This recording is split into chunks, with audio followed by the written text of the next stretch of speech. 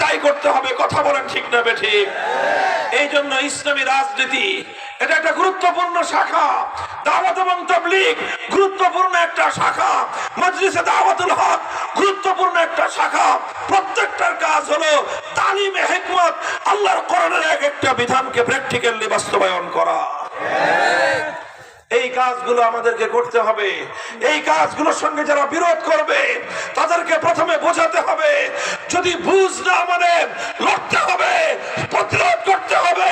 মনে রাখবেন, তারা যদি আব্রাহাম লিঙ্কনের মতামত বাস্তবায়নের জন্য, কার্ল মার্কস, মাও সেতুং, লেনিনদের আদর্শ বাস্তবায়নের জন্য যদি ওরা রক্ত দিতে পারে, তুমি কেন আল্লাহর কোরআনের আদর্শের জন্য রক্ত দিতে পারবে না?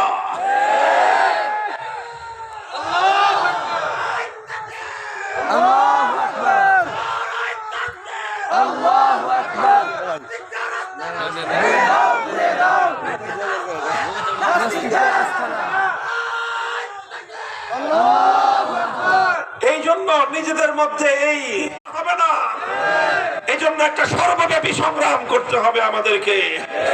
একদিকে তেলাওয়াতে কোরআনের মেহনতের জন্য পাড়ায় পাড়ায়, মহল্লায় মহল্লায় মাদ্রাসাগুলো গড়তে হবে। স্কুলের শিক্ষার্থীদেরকে স্কুলের মধ্যে কোরআন তেলাওয়াত শিক্ষা দেওয়ার আয়োজন করতে হবে।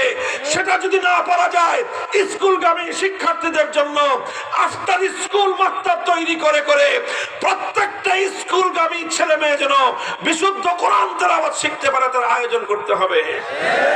তেলাওয়াত যত ব্যাপক হবে, মূর্খতা তত দূর হবে।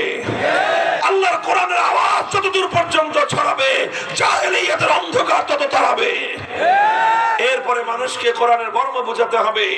আপনারা প্রত্যেকে হাক্কানি উলামায়ে কেরামের লেখা কোরআনের অনুবাদ, বিস্তারিত ব্যাখ্যা পড়তে পারেন বা না পারেন, অন্তত জিন্দেগিতে একবার আল্লাহর কোরআন শুরু থেকে শেষ পর্যন্ত অনুবাদ